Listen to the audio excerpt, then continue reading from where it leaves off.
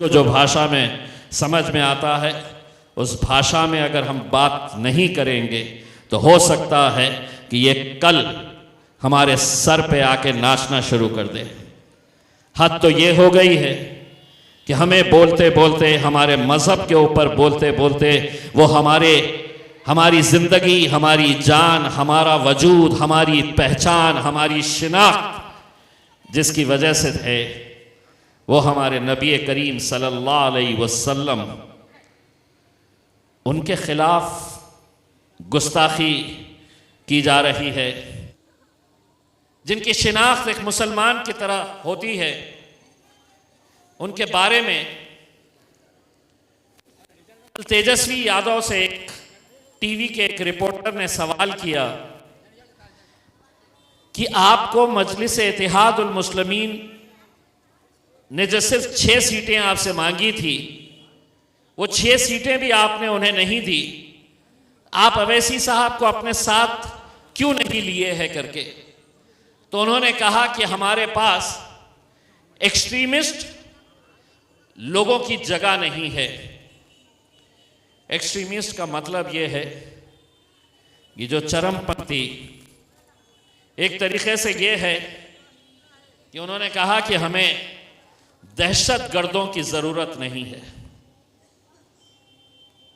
आप और हम उनकी नज़र के अंदर दहशतगर्द हो गए हैं। हम इस मुल्क में जब 1947 के अंदर हमारे बुज़ुर्गों से जब पूछा गया था कि आपको यहाँ रहना है या आपको पाकिस्तान जाना है, तो हमारे बुजुर्गों ने कहा था कि नहीं, हम इस मिट्टी में पैदा हुए हैं और इंशाअल्लाह इसी मिट्टी के अंदर हम दफन होंगे करके। लेकिन हर रोज़ हमको ये कहा जा रहा है। आज एक भारतीय जनता पार्टी के एक मंत्री ने, आपको पता है क्या बयान दिया है?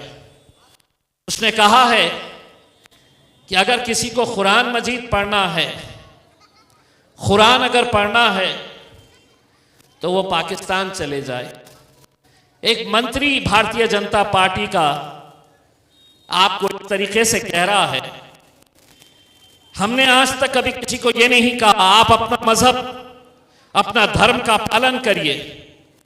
आपको जिस देवी देवता भगवान को मानना है आप मानिए, यही इस मुल्क की खूबसूरती थी। आपको जो ग्रंथ पढ़ना है आप पढ़िए, लेकिन आप कौन होते हैं हमें रोकने के लिए और हमें यह कहने के लिए कि अगर तुम्हें इस मुल्क के अंदर अगर कुरान पढ़ना है तो तुम नहीं पढ़ सकते हैं, पाकिस्तान चले जाओ। महाराष्ट्र का मंत्री है, 9 तारीख के बाद जाऊं महाराष्ट्र तो तुम्हारी तरफ से उसका हिसाब कैसा करता हूं जरा ये भी देख लेना करके। मीडिया के सामने तो तू बोल दिया, शायद तुझे इस बात का अंदाजा था कि इम्तियाज जलील महाराष्ट्र में नहीं है, बिहार में है, तो बोल कुछ भी। एक बात अच्छी तरह से सुन ले, इतने सालों तक जब तुम बोलते थे तो हम वो पार्टी से तो ताल्लुक रखते नहीं है, जो कुछ भी बोले तो आपको सुनना है, आप सुनते रहते थे। 75 सालों तक हमने क्या किया कि कोई हमें गाली दे रहा है, हमारे मजहब पर उंगली उठा रहा है, हमारे खिलाफ कैसे कैसे बयानबाजी कर रहा है, हम सुनने का काम करते थे।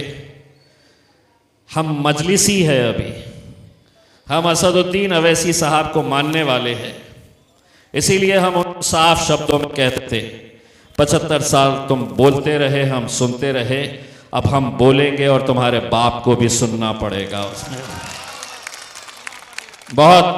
बहुत हो चुका है।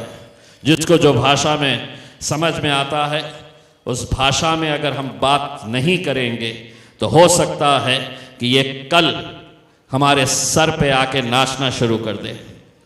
हद तो ये हो गई है कि हमें बोलते बोलते, हमारे मज़हब के ऊपर बोलते बोलते वो हमारी ज़िंदगी, हमारी जान, हमारा वजूद, हमारी पहचान, हमारी शिनाख्त जिसकी वजह से थे वो हमारे नबी करीम सल्लल्लाहु अलैहि वसल्लम,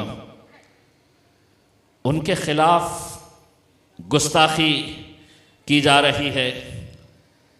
जेडीयू का मुस्लिम लीडर खामोश, कांग्रेस का मुस्लिम लीडर खामोश, समाजवादी पार्टी का मुस्लिम लीडर खामोश। कोई बोलने वाला नहीं है, क्योंकि उन्हें अपने नबी से ज्यादा अपनी कुर्सी प्यारी है।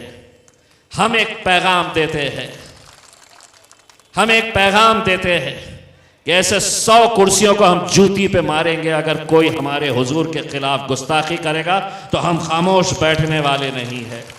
और आपने देखा होगा जब महाराष्ट्र के अंदर एक हरामी महाराज ने जब हुजूर के खिलाफ गुस्ताखी की, तो मैं इंतजार कर रहा था कि कौन सा मुसलमान लीडर खड़े रहता है और इसकी मुखालिफत करता है।